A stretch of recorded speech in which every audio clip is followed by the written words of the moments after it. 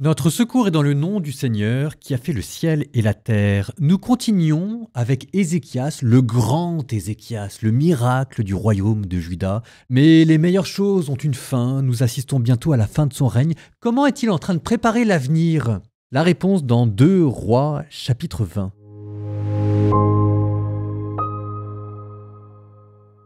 En ces jours-là, le roi Ézéchias souffrait d'une maladie mortelle.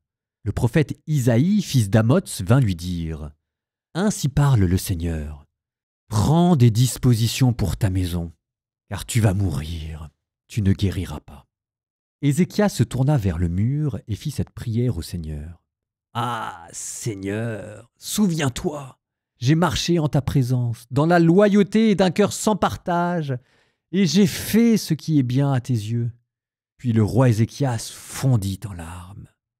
Isaïe allait sortir de la cour intérieure du palais, quand la parole du Seigneur lui fut adressée. « Retourne dire à Ézéchias, le chef de mon peuple, « Ainsi parle le Seigneur, Dieu de David, ton ancêtre. J'ai entendu ta prière, j'ai vu tes larmes. Eh bien, je vais te guérir. Dans 3 jours, tu monteras à la maison du Seigneur, et j'ajouterai 15 années à ta vie. Je te délivrerai, toi et cette ville, de la main du roi d'Assour. Si je protège cette ville, c'est à cause de moi-même et à cause de David, mon serviteur. » Puis Isaïe ajouta, « Prenez un gâteau de figues. » On en prit un, on le mit sur l'ulcère, et le roi s'en trouva mieux.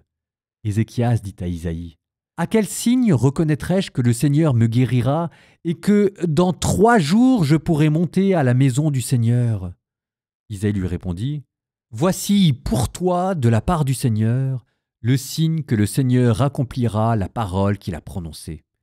L'ombre avancera-t-elle de 10 degrés ou reviendra-t-elle de 10 degrés ?» Ézéchias dit, « C'est peu de chose pour l'ombre de s'étendre de 10 degrés.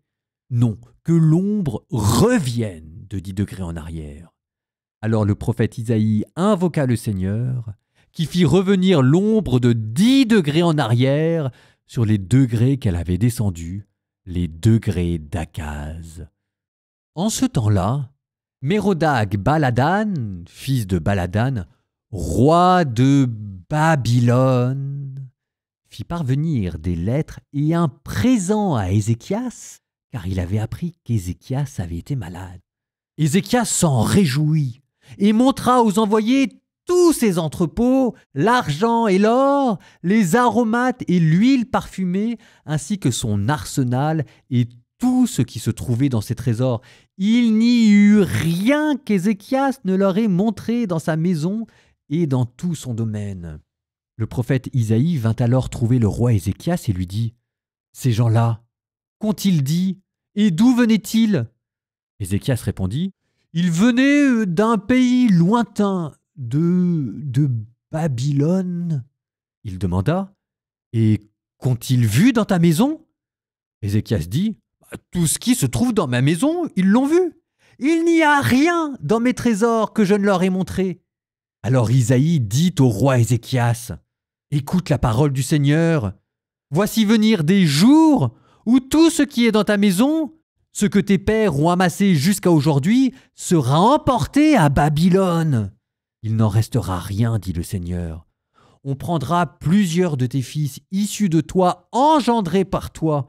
Ils seront des eunuques dans le palais du roi de Babylone. » Ézéchias dit à Isaïe, « C'est une bonne chose ce que tu me dis de la part du Seigneur. » Il se disait en effet, « Pourquoi pas? S'il y a la paix et la stabilité pendant ma vie. » Le reste des actions d'Ézéchias et toute sa bravoure, comment il fit creuser le réservoir et le canal et fit venir ainsi l'eau dans la ville, cela n'est-il pas écrit dans le livre des annales des rois de Juda? Ézéchias reposa avec ses pères et son fils Manassé régna à sa place.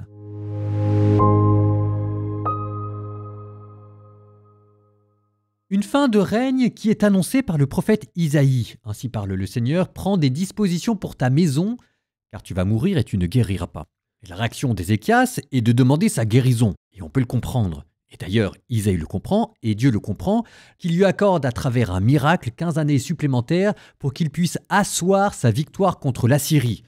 Ézéchias, Dieu le bichonne, Isaïe le bichonne. On lui donne un gâteau de figues en guise de cataplasme, avec les figues qui sont le symbole dans la Bible et dans le judaïsme de la loi. Vous notez ici toute l'allusion, avec cette ombre qui recule de 10 degrés, qui n'est pas sans vous rappeler cette fameuse bataille que l'on avait entendue lorsque Josué arrêta le cours du soleil, la bataille de Gabaon. C'est le même Dieu qui était dans Moïse, qui était dans Josué, qui prend soin d'Ézéchias. Ok, très bien tout ça, mais quand même, le point de départ, c'était Isaïe qui disait à Ézéchias « Prends des dispositions, prépare la suite. Un roi n'est pas éternel. » Donc question, quelles sont les dispositions qu'Ézéchias a prises pour rasseoir sa réforme religieuse, lui qui a détruit tous les sanctuaires? En fait, il n'en prend aucune. Et quelles sont les dispositions militaires qu'Ézéchias prend? Alors pour le coup, il en prend une. C'est pas dit que ce soit la meilleure qu'il ait prise d'ailleurs. En ce temps-là, Mérodach Baladan, fils de Baladan, roi de Babylone, fit parvenir des lettres et un présent à Ézéchias. Mes petites notes de bas de page me disent que ce Mérodach Baladan, on a retrouvé sa trace. Nom déformé de Marduk Aplaïndi, profitant des troubles de l'Empire assyrien, il prend le pouvoir de Babylone de 722 à 710. Est-ce que tout le monde voit bien ce qui est en train de se passer? Ici, le narrateur est en train d'introduire, mine de rien, un nouvel empire sur la scène. L'empire néo-babylonien. Oh, c'est juste en passant, mais maintenant il est posé. Ce Mérodach Baladan, il ne va pas faire long feu. Sénachérib, l'empereur assyrien, va avoir raison de lui. N'empêche que ça vous indique à mot couvert qu'il commence à y avoir des troubles à l'Est, et que tout n'est pas aussi beau qu'il n'y paraît pour l'Empire assyrien. Un jour, Babylone, qui est en train de monter en puissance, prendra la relève.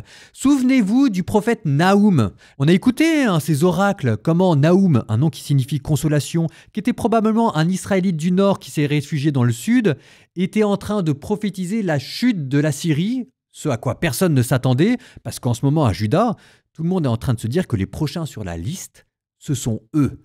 En tout cas, Ézéchias tente un rapprochement avec les Babyloniens. Sur le papier, c'est bien joué, mais encore faut-il le faire de manière intelligente. On se souvient de la reine de Saba qui est allée voir Salomon et Salomon l'avait extasié par sa sagesse.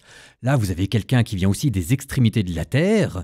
Et Ézéchias, plutôt que d'essayer de les impressionner par sa sagesse et sa religion, essaye de les impressionner par son or et son argent. La sagesse d'un parvenu.